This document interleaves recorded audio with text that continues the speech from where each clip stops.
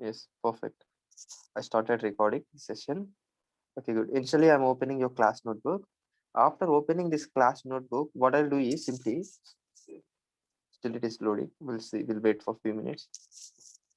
Its file is at too huge. That's why it is asking us to wait for a few more minutes.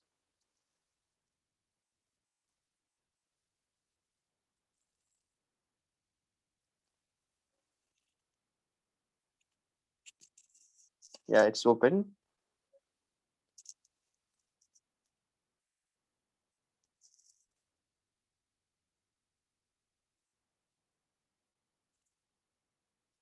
Good, perfect. And now what I'll do is, initially, I need to connect with the server.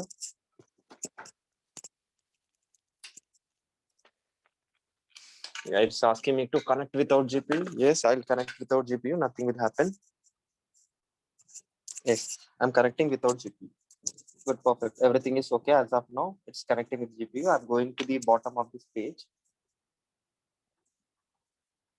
So here at the bottom of this page, what I'll do is, yeah, I told you like I'll explain you OOPS concept today, but I'll explain you OOPS concepts at the end of this entire Python. See, whatever the modules till now, see, now onwards we are learning, those are very important for data science guys. See, completely think like today onwards we started data science. Remember it. It's a very important thing. Okay. So here, yeah, I'm going to the bottom of this file first. So these are about a functions concept. And remember one more thing, whatever the concept we discussed in a previous session, that's a very, very important concept, guys. Exception handling. I did not explain to you those programs, like I did not execute those programs, but please try to practice those programs. By performing little bit modifications in the program also, please try to practice those programs. Those are very, very helpful to you to build a career. And try one more thing, like go to Geeks for Geeks website. There also see few competitive exam questions related to the exception handling, guys. See why I'm saying this much means, and most of the interviews will face a question from the topic. That's why I'm saying that one. Okay. So coming to the next thing, here we'll be having a NumPy module. Here coming to this NumPy module, it's a very, very big module, and it's see, with this single module itself, you can work on entire data science. So here today's topic is, yeah, here I'll take help of text box. So here concept is NumPy. So here coming to this NumPy, abbreviation of this NumPy will be numerical Python module. Numerical Python. The sole purpose of this numerical Python module is to perform mathematical computations in a faster fashion. To perform mathematical computations in a faster as well as in a simpler way, we'll be having numerical Python module. Not only that thing, guys, coming to us, coming to our domain, like it is easy, right? You all are belongs to EC. No, not you all. Most of the guys from you belongs to the ECE. So in a ECE, the major part of the ECE will be image processing. In the image processing, you might be covered a DSP subject until now, I think, or else a signal size system might be covered in your academics. There you might be see the Fourier transform. After that, you can see the Laplace transform. Apart from that, you might be familiar with the filters, like Chebyshev's filter. Like we'll be having different kinds of filters, guys. You see, all those filters are mathematically. See, all those filters are matrices only, guys. So here on the matrices, if you want to perform any operations, here we need to take help of this numerical Python model. And to make it clear this stuff, I'll take one simple example. Let's suppose you captured one photo in your mobile. After capturing that mobile, at the bottom you'll be getting some filters in your mobile, like beauty filter and like increasing the eye size and like smoothening. Like that will be having different filters, right? Whenever you click on that filter, their original image will be transformed into that filter form. That is said as image transformation. Coming to our terminology, what we are doing is we are performing convolution operation. Here, there we are performing convolution operation. To perform convolution operation on the images, see what we need to do. Initially, we need to consider image information. We need to consider image information in the form of NumPy arrays. We need to consider images in the form of NumPy arrays. So to convert the data which is present in the images in the form of NumPy arrays, as well as to transform the data, like to apply specific filter on the image also, will take help of this numerical Python module only. So it's a very, very important module and very essential module for data science. You might be think like, sir, why it is that much important? So in the data science, image processing is a one part. In the image processing, we'll hugely use this module. Not only there, so if you consider machine learning, so coming to the machine learning, we'll be having a lot of machine learning equations. Like whatever the algorithm, whatever the machine learning algorithm you consider, that is a mathematical equation only. So here, if you want to apply mathematical equation on huge amount of data, we should have the data in the form of arrays or matrices. We should have data in the form of arrays or matrices. So here, by considering the data which is presented some location in the form of arrays and matrices, here we will perform all these actions. To perform all these actions very easily, we'll take help of this NumPy module. Okay, good. Now initially I'll explain you how to import this module. So here, whenever you want to import this module, here we'll be having NumPy as alias name. So here I'm importing NumPy module with the alias name NP. Now you might be think like, see, coming to the list also, it is like an array only, right, sir? Why can't we use list in place of NumPy array? So here we can use list also in place of NumPy array, but compared to list, we'll be having lot of advantages with NumPy. So to make you familiar with those examples, those advantages, here I'll take one example. In this example, what I'll do is I'll take help of this. See, I want to create one array as well as one list with 1,000 elements. Now instantly I'll create one list, and here I'll create a list by using range function. In this range function, I'll specify 1,000. It means I'm creating list with 1,000 elements. After that, I want to create one NumPy array. So in this, we'll be having arrange function. In place of range, we can use arrange function. And here also, I want to create an array with 1,000 elements. So here I'm creating two arrays. One is a NumPy array, one is a list array. Now, what I'll do is I'll calculate size of both the things. I'll calculate size of both the things. To calculate size of a data structure or size of an element, we'll be having system modules. To calculate size of any individual element, we'll be having system module. So here I'm importing system module. And now what I'll do is initially I'll calculate size of list. So here initially I'll calculate size of list. So here simply I'll write a text like size of list. I'll write text like this. And here what I need to do is initially we need to calculate a single element size. To calculate single element size, here I'll take help of system module. In this we'll be having get size of function. System dot get size of is the function which is used to get a size of individual element. Okay, so here I'm typing get size of. I want to calculate size of individual element. So here I'm typing 5. After that, after getting size of an individual element, I want to multiply size of an individual element with an entire array size. That is entire list size. So if you say length of L, it will return number of elements. Now, similarly, what I'll do is I'll do same thing for array. I'll do same thing for NumPy array. Now in this, I see we'll be having item size function. In this, we'll be having item size function. Yeah, n byte function. We'll be having n byte function. The purpose of n byte function is it will give a size of an entire array. Size of NumPy array. So here I'm saying this one. Now here what I do is I'll say n bytes. So here b dot n bytes. You see, I'll explain you all this stuff. Don't worry. I'll come back to this concept again. Now I'm running this portion. So here we are getting in this line, error in this line. Why we are getting this error? Is L is not defined. So actually we stored this array in A, right? Length of A. So here initially what we are doing is here we are calculating one integer size. After calculating one integer size, we are multiplying that integer size with 1,000. So that you'll get a size of 1,000 elements. Here it will give you a size of 1,000 elements. Whereas coming to this n bytes function, it will give you a number of bytes consumed by your array. It will give you a number of bytes consumed by your array. So here if you see, size of numpy array will be 8,000. Here it is giving output like 8,000. See here in this list also I stored 1,000 elements. In this array also I stored 1,000. Whereas it is taking 28,000 bytes of memory, whereas it is taking just 8 bytes of memory. So coming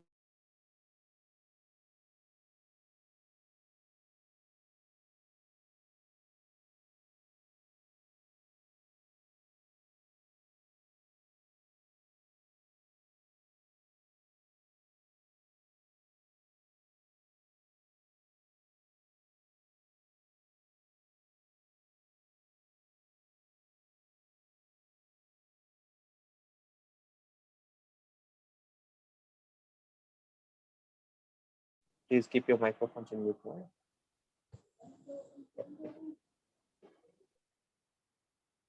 Good, perfect. So here I'm importing this model with an alias name np. Now here, now what I'll do is I want to create an array dynamically. Again, I want to create an array dynamically. To create an array dynamically, we'll be having several ways. We saw the customized way, like how to enter the values inside the array by using array type casting function. We did. Now I want to apply a specific functions, easy functions. So here the easiest functions are will be having array range function. So here np dot array of, I want to create an one-dimensional array. So here in this, I'll take elements by using range function. By taking help of this range function, I want to create an array elements in the range of 1 to 10. So now here, after creating array in this way, I'll look at the content present in A. If you observe the content present in this array, here you can see the array content will be looking like a single row. But here, with these elements, I want to create a 3x3 array, guys. With these elements, I want to create a 3x3 array. So for that, we'll be having reshape function. Here we'll be having reshape function, which is used to change the dimensionality of any array. Like if you want to modify the rows or columns of any array, we'll be having reshape function. Now with these elements, what I will do is I need to create a 3x3 array. So here in this reshape function, actually we'll be having 3 parameters. So here a reshape function contains 3 attributes or 3 parameters. First one, see if you specify 3 arguments. See if you specify only 2 arguments, first one will be considered as number of rows and second argument will be considered as number of columns. Whereas here, if you specify 3 elements, which is nothing but first elements corresponding to number of arrays. After that, next 2 elements corresponding to number of rows and number of columns. That is about reshape function. Whereas if you observe in this case, I am specifying only 2 parameters. If you specify 2 parameters means here it will be convert the array in the form of 3x3 size. So now here you can observe the data. Now here in this array, we'll be having 9 elements. We are reshaping these 9 elements to 3x3 size, which is about reshaping an array.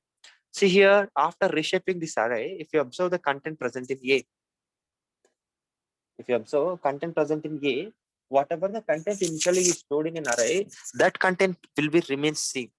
Whatever the content initially initialized, that content will be remain same in this array. So after this, here we'll be having resize function, guys. The syntax of this resize function is very similar to this reshape function. The syntax of this resize function is very similar to this reshape function. Whereas coming to this resize function, what happens is, see here, it will modify the array elements permanently.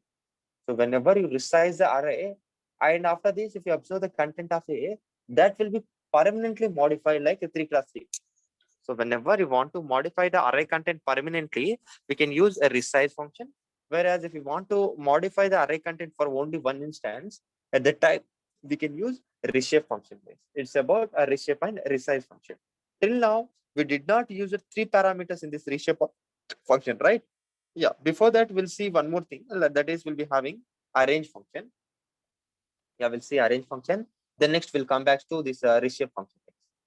So here, now what I'll do is simply, I'll say, yeah, here we'll be having arrange function. The purpose of this arrange function is to create any array dynamically. It's like a range function only, which is present in a NumPy array. So here, it's like a range function only, which is present in a NumPy array. So here, in this, what I'll do is np dot arrange of. Here I'll say np dot arrange of. Simply what I'll do is Perfect. Good.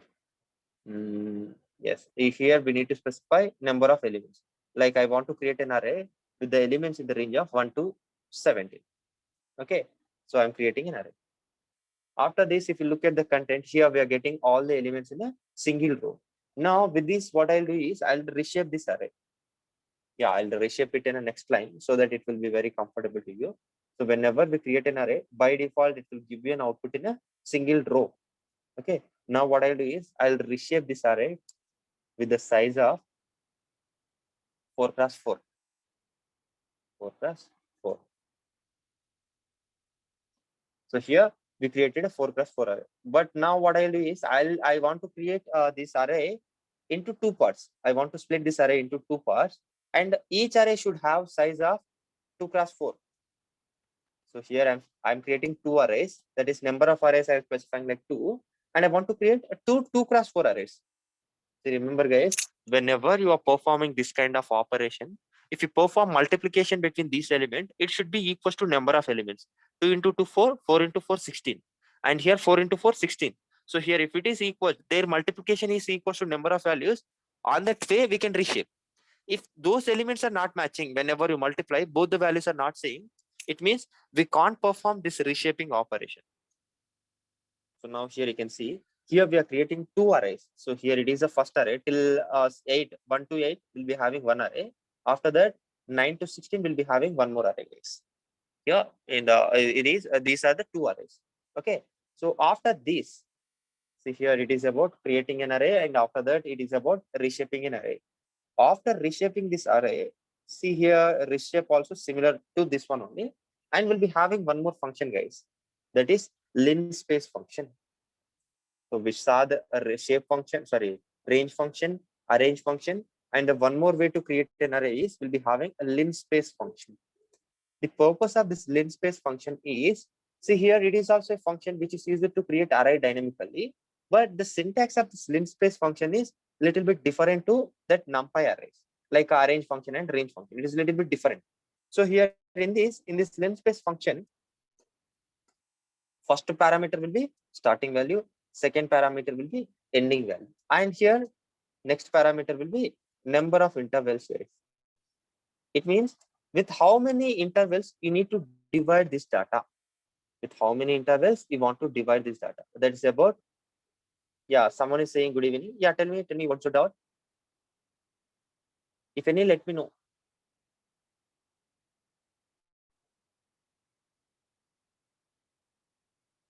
What is the difference between range and arrange function? Yeah, very good question.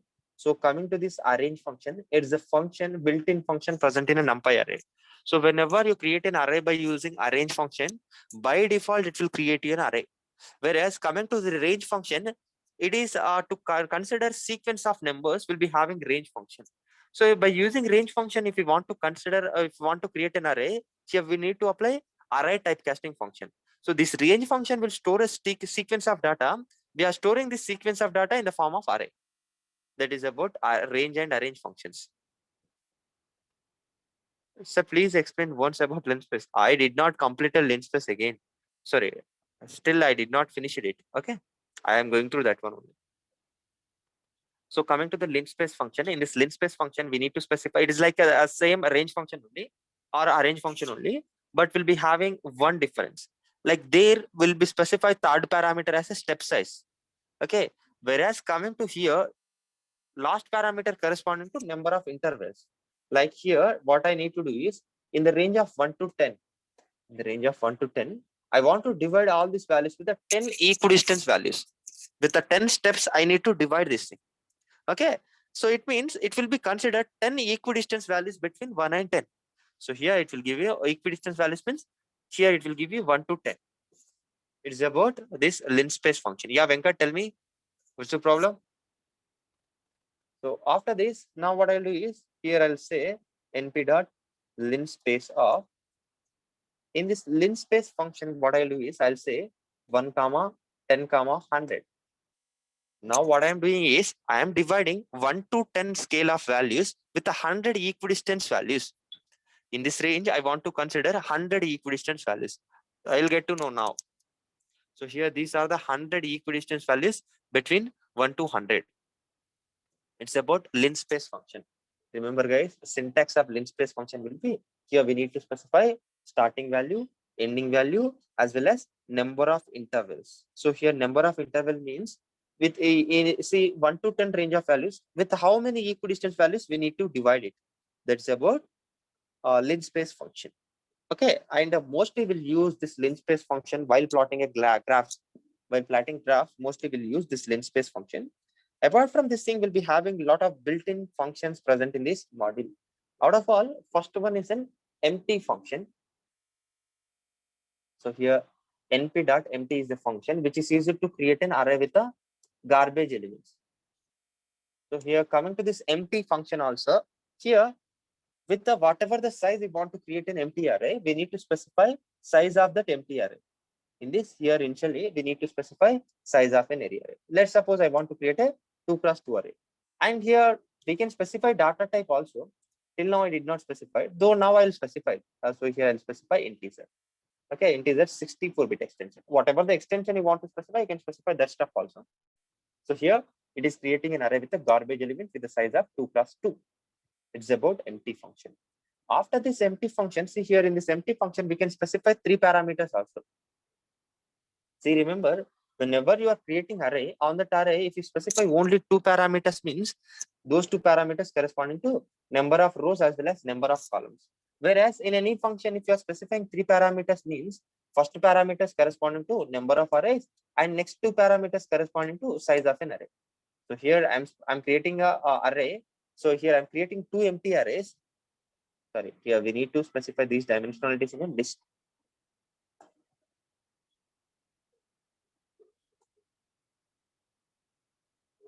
So here it is about empty function. So in this empty function, what's happening? Here we are creating 2 3 cross 3 arrays with the empty, like a garbage element. See here, first element corresponding to number of arrays, as I already shown you study previously, like a Risha function only. First element corresponding to number of arrays, and next element corresponding to number of rows, comma next element corresponding to number of columns. Number of arrays, number of rows, and number of columns. These are the different parameters present in it. Okay. Now here what I'll do is perfect. Now whatever the function you will take, same thing. Like after this, we'll be having zeros function to create all the entire array with all zeros. Here also same thing. See here, I see by default, if you don't specify the data type, it will create an array with a floating point value zeros. So here it is 0 point it is giving, means it is considering data type as a floating point values. Whereas if you want to create an array with an integers, you can specify data type equals to int. So if you specify int here, by default, it will be considered integer 64-bit extension. So it's about zeros function. If you want to create array with all zeros, here we'll be having zeros function. In this also, you can specify 3 parameters. If you specify 3 parameters, first parameter will be corresponding to number of arrays, and next 2 parameters corresponding to dimensionality of an array. Okay. So after this, we'll be having ones function. Here we'll be having ones function. The purpose of this ones function is to create array with all ones. Now here I want to create 4 arrays with the size of 3 cross 3. We want to create 4 arrays with the size of 3 cross 3. Here I'm using ones function.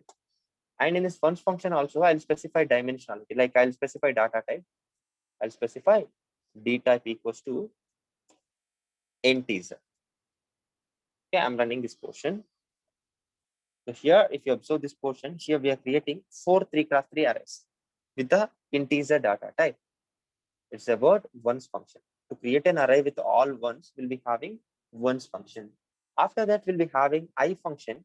See, you should not remember all these functions, but here in this module, we'll be having a lot of functions. I'm giving familiarity with all these functions. See, mostly in this NumPy model, we'll use a random function only. Apart from that, mostly we won't use all these functions. Or sometimes we'll use zeros function, and sometimes we'll use ones function. Okay. Apart from this, mostly we won't use other functions. Okay. Don't be get tense. Don't worry about this. Okay. Now what I'll do is here I'll say np.I function. So coming to this I function, it's a function which is used to create an identity matrix. See, remember all the identity matrices are square matrices only. So here we need not to specify dimensionality of an array. So if you specify one element here,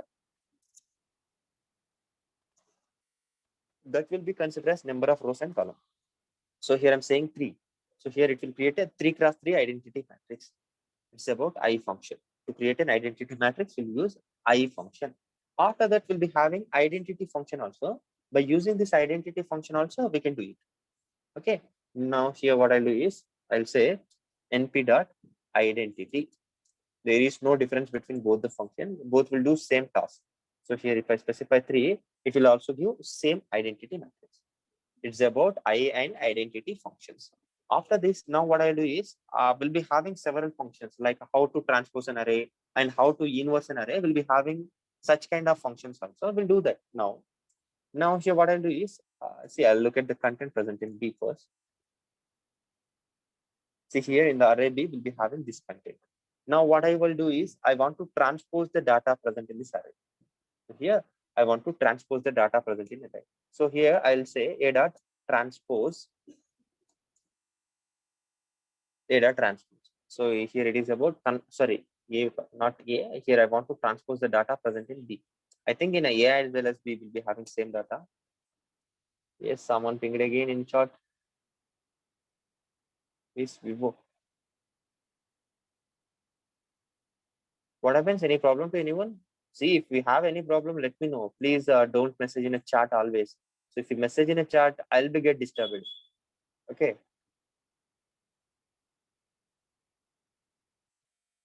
Good, perfect.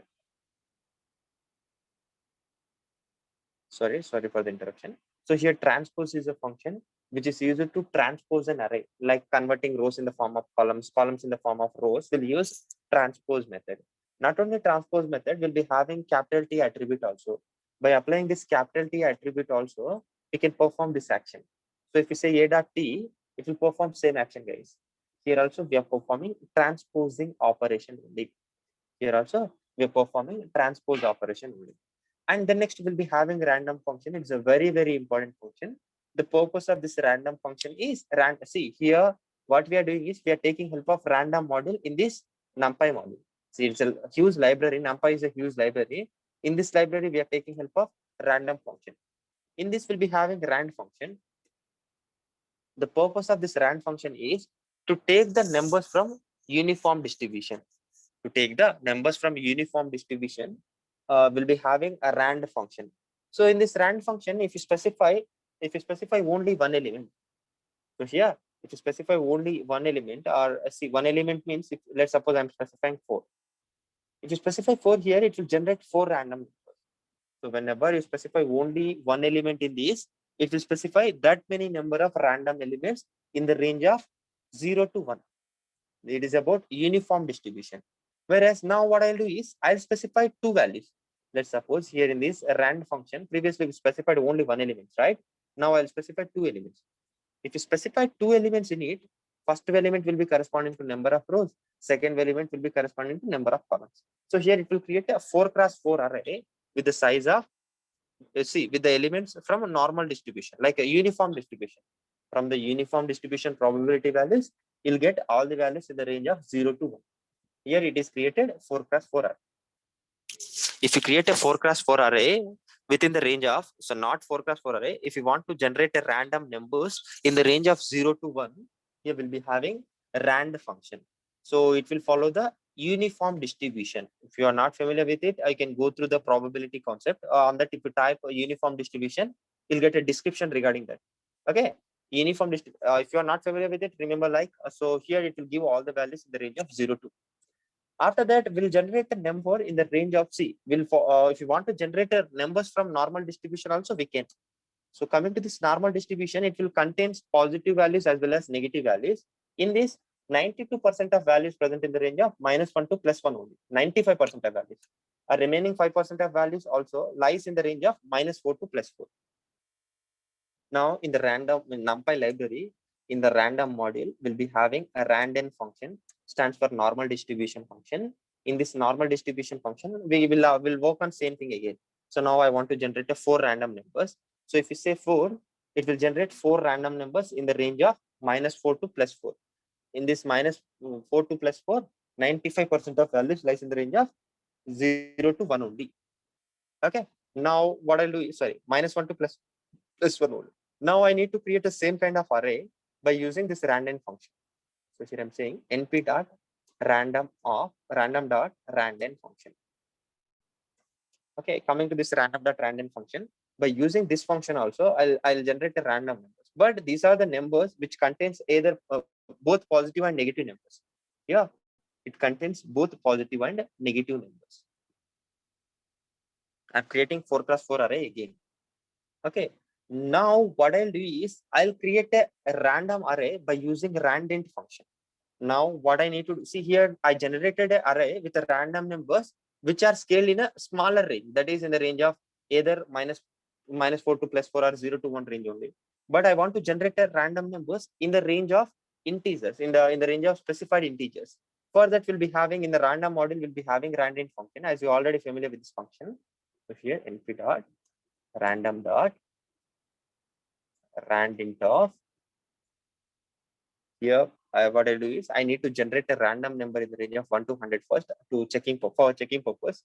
Yes, it's working perfectly, means it is generating random number.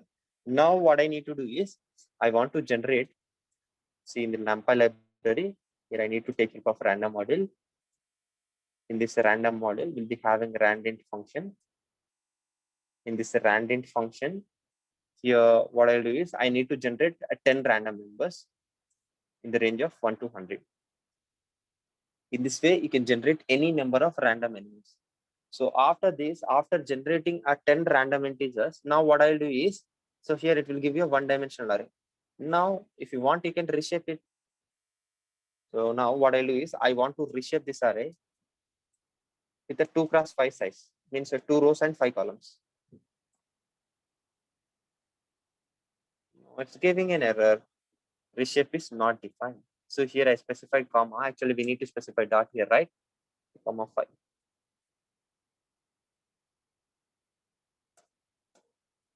Specify dot here. It will give you an output. Okay. It is about the thing. It's about a reshape function. Like it is about reshaping in any array.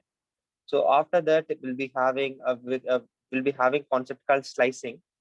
So for the slicing, I'll forward you video, go through that and try to understand that slicing.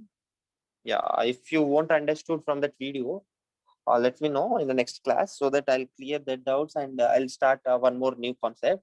And we'll be having few more additional functions like flatten and travel function. I'll finish all those additional functions. So in this class, I'll keep one thing only mute mode, that is slicing. Okay. Good. So now next function is a flatten function. So now eventually I'll look at the content present in A.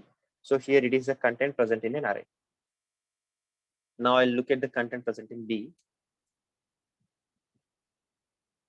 So here array A and array B will be having same contents here. Now what I'll do is, see here in an arrays, will perform mathematical operation very easily. In the NumPy arrays, will perform mathematical operations very easily. So now simply what I'll do is I'll say A plus B. So whenever you perform A plus B operation, both the arrays will be added. See here, element-wise addition takes place. See here, arrays addition also same thing only, right? The values which are presented same index, that should be added up. That's about arrays addition, right? So here same thing is happening. Let's suppose if you say A into B. If you say A into B, so actually we need to perform matrix multiplication. Whereas if you say A into B, here element-wise multiplication takes place. 1 will be multiplied with 1, and the second location value 2 will be multiplied with 2, 3 will be multiplied with 3. Like that, the values which are presented same index, those are multiplying here. Those are multiplying here. So here it is giving output like, so here these are giving in an output.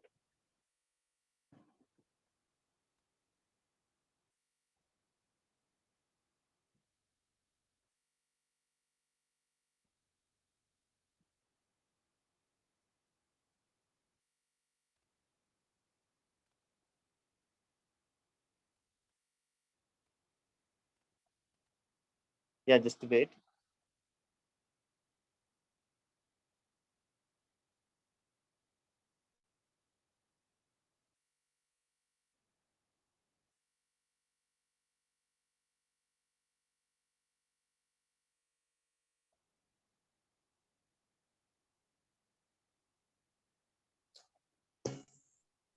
Yeah, just wait, guys. Good. Where we are? Yes. Here we are performing multiplication. So whenever to perform multiplication, here it is performing element-wise multiplication operation. Here it is performing element-wise multiplication operation. But here I should not perform element-wise multiplication operation. I want to perform matrix multiplication operation. Whenever you want to perform matrix multiplication operation, here what we need to say is we need to apply dot product. So here if you want to apply dot product, here we can say a dot of B. So if you say A dot of B, here matrix multiplication takes place. Here it is about matrix multiplication. If you have any doubt, cross verify it by doing on pen by taking pen and paper. Try to solve it. It'll be good at this thing. I think you can easily do it. It's about matrix multiplication. See here you can observe, guys, how easily I'm performing operations on NumPy arrays, whereas we can't perform this much easily on a list data structure. Now let's suppose I want to convert all the values present in array A as a negative value. Simply what I'll do is I'll multiply with a -1. So whenever you multiply array 1 with a -1, all the elements will be becomes a negative values. Whenever you want to make some array elements as a negative values, here we'll be having we can multiply that array with a -1. So here it will be convert all the numbers as a negative values. After that, now I'll look at the content present in A. On this, what I'll do is I'll say A plus 2. If you add some constant value to this array, this value will be added to all the elements present in an array. So whenever you want to add a single element in an array, we can add a single element also. Here in an array, we can able to add a single element also. Okay. So it's about the thing. It's about a constant. Okay. Now here, see, in this way, we can perform operations very easily on an array. So after that, we'll be having a lot of functions. Here, max element, a dot max. So here it is a function which is used to know the maximum element present in an array. So in the array A, maximum element will be 9. It is giving output like maximum as 9. So here we'll be having min function to know the minimum element present in an array. And similarly, we'll be having a dot argmax function. So here argmax is a function which is used to know the index of maximum value. To know the index of maximum value, we'll be having argmax function. Similarly, we'll be having argmin function to know the index of minimum value. To know the index of minimum value, we'll be having argmin function. So here, whenever you apply argmin function, it's giving 0. Means minimum value is presented 0th index in an array. See, remember, guys, you might get a question like, sir, here it is a 3x3 array. Why it is giving output like 8? See, remember, guys, whenever you apply, whenever you want to know the indexes, by default, it will be assume all the values in a one dimension. And based on their rows and row numbers, it will be come up in a single row. Based on that single row, it will give an output for a argmax and argminimum. Okay. After that, we'll be having sum function, guys. The purpose of sum function is to perform summation operation between all the elements present in an array. So if you added up all the elements and the integers in the range of 1 to 9, you'll get 45 only. But in this, we'll be having axis attribute. In this sum function, we can specify axis attribute. By specifying this axis attribute, we can perform addition operation differently. See here, I'll say axis equals to 1. A dot sum of axis equals to 1. Here I'm saying A dot sum of axis equals to 1. So whenever you say A dot sum of axis equals to 1, it will perform column wise addition. Sorry, row wise addition. So it will add the elements which are presented same column elements. So here 147, which is nothing but sorry. Coming to axis equals to 1 means row wise addition. It will perform addition horizontally. Axis equals to 1 means 1 plus 2 plus 3, 6. After that, 4 plus 5 plus 6, 15. 7 plus 8 plus 9. It is giving 24. It is nothing but row wise addition takes place. Whenever you say axis equals to 1, row wise addition takes place here. Similarly, if you say axis equals to 0 in this sum function, column wise addition takes place, guys. Sum of axis equals to, if you say axis equals to 0, it will perform row wise addition. So here it will be added up all the rows and it will be added up all these rows and it will be added up all these rows. In this way, it will add all the elements. It's about axis function. It's about summing all the elements present in an array. Now, if you observe content of an array, here it is the content of an array. Okay. and we'll be having different functions like a flatten and ravel functions. The purpose of flatten and ravel function is to convert any array in a single dimensional array. To convert any array in the form of single dimensional array, we'll be having flatten and a ravel function, guys. Now, what I'll do is to make you familiar with this, I'll apply these flatten and ravel functions on this created array. Yeah, we'll see what happens. Like, yeah, I'll give you more knowledge regarding this ravel and flatten function. Simply, I'll say, initially, I'll say a equals to np dot flatten. Sorry. Yeah, I'll create a new array. See here, I'll say f equals to a dot. So I want to create this array. Yeah, by flattening the elements present in array A. Okay, perfect. Now, similarly, sorry, here dot, right? I'll specify comma. Perfect. Now here I'll say r equals to, that is a ravel function. See here, it is similar to that whatever the thing we discussed previously, aliasing and cloning. If you are familiar with that, you can easily understand this stuff. Now, so here I want to look at the content present in F. Now it is having one dimensional array. Now here I want to observe the content present in R. Now initially what I'll do is I'll modify the content present in R. Like I want to modify the value which is present at A of 1 location. Simply here I'll say A of 1 equals to, simply here I'll say A of 1 equals to 22. So now after this, I'll observe the content of F. And here if I observe the content of R, here what's happening? We have 1. It's adding here. I might do something might happen here. Yeah, don't worry. So for this, I'll give you a recorded session. On that, I explained this thing very clearly. And with this, I'm concluding for today. And for the remaining stuff present in it, I'll give you a recorded sessions. Go through those recording sessions. On that recorded sessions, I explained these things very briefly. Okay, that could be helpful to you. Okay, and apart from this, go through those recorded sessions briefly. After that, I'll explain you the doubts corresponding to this NumPy concept in the next class. After clearing all your doubts corresponding to this NumPy concept, I'll take you into the new concept, either Matplotlib module or Pandas module. See, these three are the very essential modules for data science. Additionally, if time permits, I'll explain you Seaborn module, or else I'll cover that Seaborn modules while explaining the data science projects. Okay, thank you. With this, I'm concluding for today. See, randint is a function which is used to generate a random integer in a specified range. So here it is a function here where did I explain that? Here I did not explain it, I think. Yeah, here I will explain you.